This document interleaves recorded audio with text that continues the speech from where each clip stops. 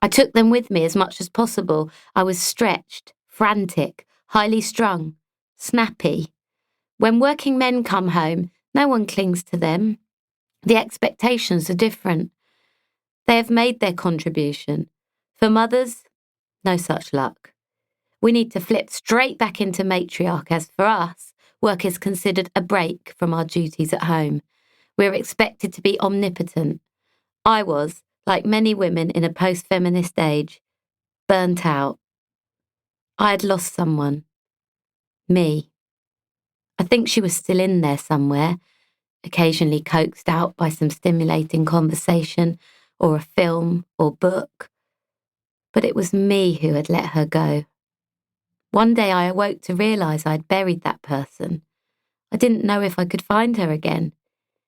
Being sucked into the conformity of career, husband, kids, house terrified me and made me fade away.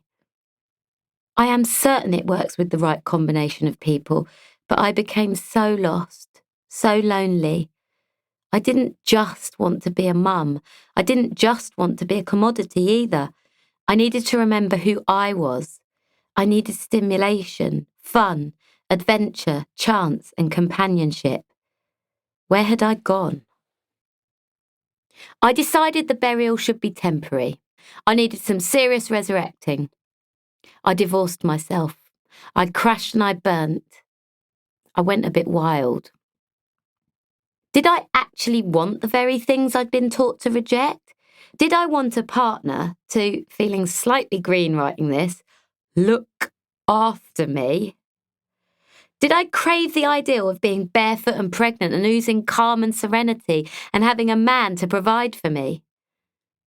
I ended my relationship with my children's father. A crushing avalanche of guilt and regret ensued. I could barely breathe. What had I done? It's fair to say that childless women the same age also feel guilt or pressures that they are not achieving enough, not being feminine enough, not being masculine enough. By that I mean that in order to achieve in today's patriarchy, women feel they have to adopt traditionally male characteristics. For example, being able to fire someone without compassion, work ridiculous hours regardless of personal responsibilities outside the workplace, toughen up, grow a pair, which are all qualities that I don't believe men should have to demonstrate either, by the way. Qualities that lack heart or compassion.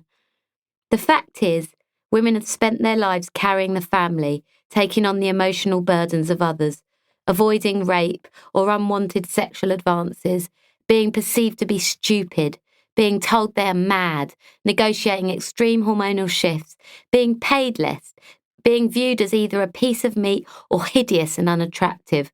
Why those are only two options? Being told they are slutty or frigid, having less power than their male counterparts, being expected to eat less than men. I resented this as a kid, when boys my age were given more food than me. Being told they have to have careers and excel in academia, well, I was. Being told they must have children and be great present mothers. Being told they must be sexually available to their partners and not go off sex even after childbirth and breastfeeding. Looking after sick family members. Cleaning up their father's messes. Many women I know do this. And still look young and smile and cook well and have time to give advice and love to their male friends and lovers. No. We as women don't really know what we're doing as much as men don't know what they are doing. Maybe we want to go out to the pub on a Friday after work with our friends to escape the oppression of our houses. Maybe we want to go for a walk for some headspace or a weekend away without our jobs and our kids. But we're not supposed to want that. Personally, I want a shed, my own space to retreat to, a womb man cave. My whole home belongs to my children. Sometimes I close the door and hide in my walk-in wardrobe, a room dedicated to my constant oppressive need to look good and like I'm nailing it. Sometimes I can't look good. A woman with children who looks great and takes care of herself is often called a MILF. Mum, I'd like to fuck. Which suggests that A, mums are not usually fuckable and it surprises the male onlooker that they may be, or B, that women are only really good for two things, fucking and parenting.